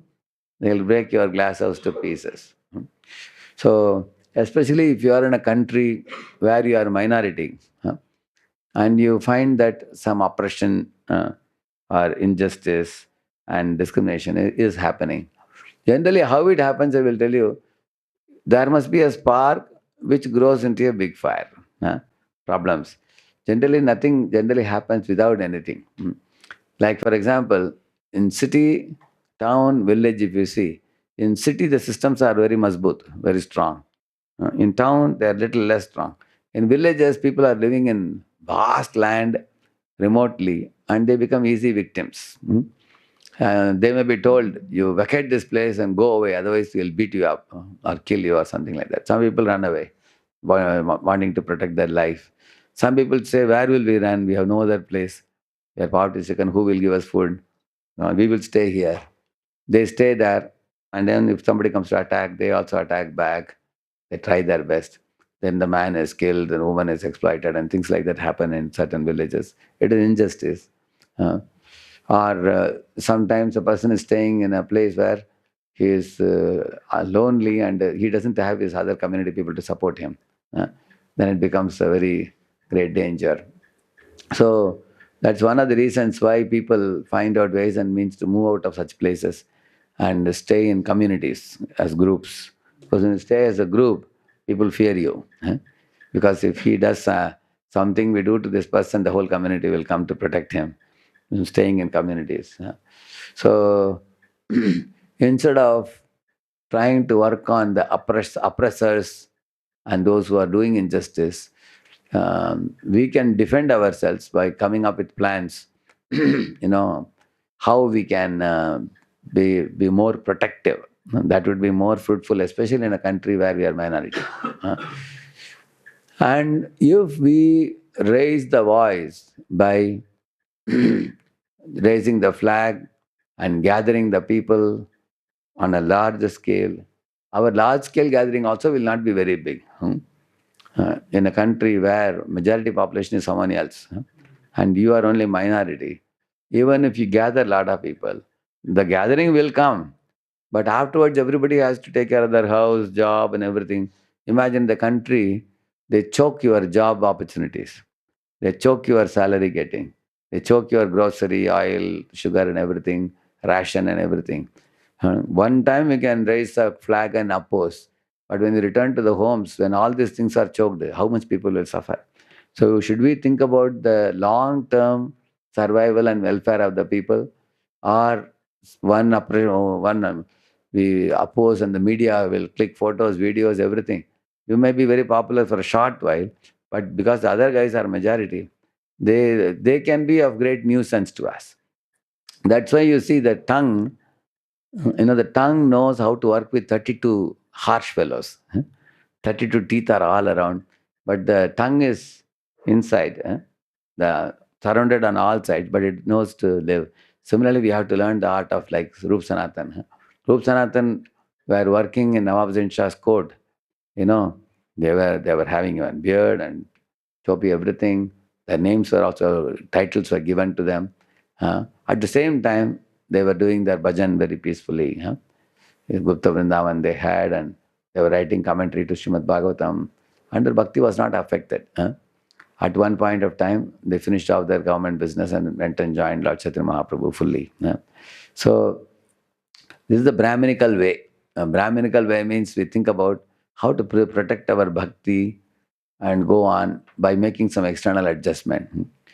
And Kshatriya type means better die, become a martyr. So if I die, then all my community people will get strength from that and they will protest and fight and we will fight for justice. That is Kshatriya style, which Sikhs were doing. In Sikh community, 2-3 gurus were executed. The 5th and the 9th and the 10th was Guru Gobind Singh, along with his 2 children, were put on the wall, and the wall was built. So they acted as Kshatriya style, as martyr. So we have to ask ourselves, are you a Brahmana or a Kshatriya? Which way you want to act?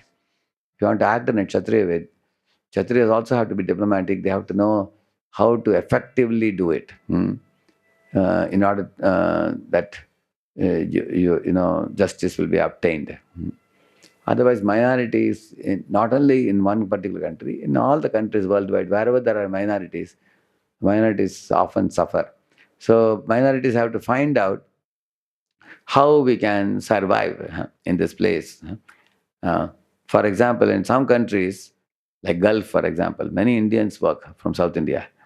And decades together they have been working. There have not been much problems there. The reason is because these fellows are very intelligent fellows in accounting and cost. They're all chartered accountants, many of them.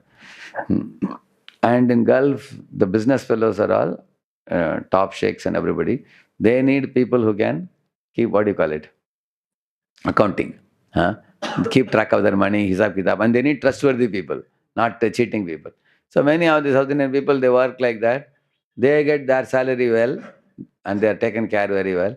And those big guys, who have big business, oil business and everything, they have got these people to work. So the relationship has become symbiotic. Like, I saw a video where a crocodile, even a lion also, after eating flesh, something sticks in their teeth. A small bird goes and sits in their tongue, and then takes out that pieces. and the bird eats it. Huh?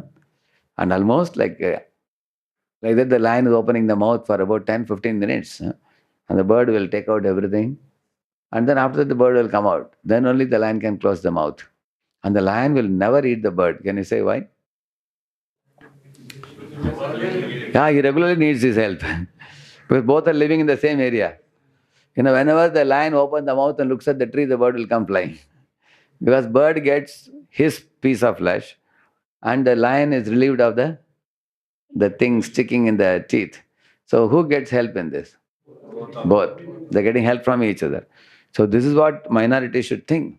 If we are living in a country where we are minority, if we are able to show that we are able to be of some help to the majority, then the majority has no reason to finish off the minority. Because they think that, oh, it's just like I told you, tongue is only one, but teeth are 32. So who is minority? So now the tongue should find out how I can be helpful to the teeth. Now, for example, teeth is crushing the food and giving, and the tongue is tasting and certifying, yes, this food is good, then it sends inside. They both are working for a common cause.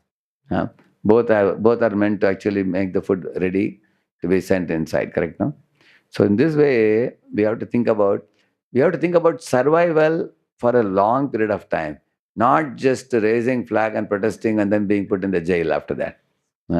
Then the goal will not be achieved. Therefore, Lord Vishnu told the Devatas in the beginning of this thing, Samudra Manthan Leela, that by anger, success will not be achieved. By anger. Because the karya will be spoiled, the Lord said. Na samramena siddhyanti, Lord said. Na samramena siddhyanti. If you become angry, your end goal will not be achieved. On the contrary, the majority will become aggravated. It's like twisting the tail of a sleeping tiger. Tiger was peacefully sleeping, you twist it. It just gets up. Isn't it? After the tiger can do a lot of trouble for you. So you don't have to do that. So we have to find out how we can survive peacefully on and on for decades and centuries together. And also oppression and all these things, but in order to reduce it, staying in a close-knit community with each other. And if people can move from village to town to city, and have more protective systems, and city also live in such a manner that they'll be able to symbiotically exist, mutually supporting one another and existing. So we have to think about these things. You all know better in your country. I can only speak theory. But people like Raghav Kirtan Prabhu, Pandit Gadadhar Prabhu, Devarishi Narad Prabhu, they are all very mature. Even Jagat Guru Gauranga Prabhu, Charuchandra Prabhu, all respectable, highly respectable senior devotees. So in my opinion, they should come together and come up with some plan for the protection of all the Vaishnavas in that place. Being in charge of any seva, if we become harsh and find out the faults of the fellow devotees, is it offensive? How to balance doing the service at the same time not offending? It's a good question. Again, the same point. Today, actually, if I am harsh today, tomorrow the devotee doesn't cooperate. Devotee says, Prabhuji, I am sick today. He will say, how do you know he's sick? He's not taking any tablet also. He's not sick, but he can give some glib excuse and not do the seva. It will become a problem. So your leader has to be polite and firm, it is said. You can be firm, but not harsh. Somebody is lazy, you may have to be firm. But if you are harsh, then if you throw an angry glance at a devotee, then the relationship becomes one of hate. If hatred arises, where is then Vaishnava Samuha then after that?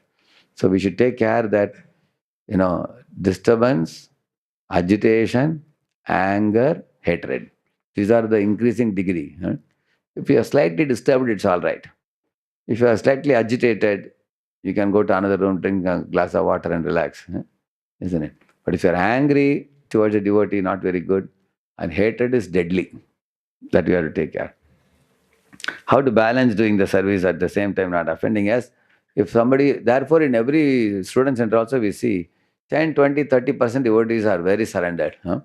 And another 30% devotees, if you little bit push, they will do it. And last, another 1/3 devotees, little difficult to get done anything. They are in their own little world. They have to, first of all, they will say, Prabhuji, swala mala ho gaya, badi baat hai. You know? So then you don't expect, they are like babies. They are like kids only. You can't expect much from them. Then don't have expectation from some devotees. The first two categories, first 1/3, second 1/3, within that. First 1/3 are like leaders and second 1/3 are like good followers. They are the ones who will do something. So know these truths. I have spoken these things in the email lectures. Yeah, what is email? Efficient management and inspiring leadership. These are 32 topics, especially all the mentors and the royal members, correct? No, they have heard it. Anybody who is managing and leading, if you hear that, you can go to our website and just put email, EMAIL, you will get it. And according to Bhagavad Gita, how can we train our mind to see the divine presence equally in all beings, even in those who seem difficult to love or understand? Yeah, actually, we should know that, for example, if a man is a drunken man, he shouts like this, you know that he's a good man, but right now he is drunken. Similarly, living entities are drunken in three gunas, especially Rajoguna, Tamaguna. Therefore, they behave like that. Later on, they may change. So, in this world, in illusion and ignorance, the living entities behave like that. Later on, when after the liquor effect goes away, then what happens? Then the person comes to sanity, behaves properly. Similarly, therefore, we should know that the same pure spirit soul is there in that body, but is covered by mind, which is conducted by Rajoguna, Tamaguna. Even sometimes you see one of your best friends becomes wild on you, and then yells at you, and you wonder, hey, why my friend is behaving like this? Later on, he will come and say sorry to you next day. You can see that. So by understanding this, we can, we can take care that we don't confront such living entities, so we can keep away from such living entities. That's all I think. I answered all the questions. Srila Prabhupada ki, Bhakta Vrinda ki. Thank you very much. Thank you all very much. Hare Krishna.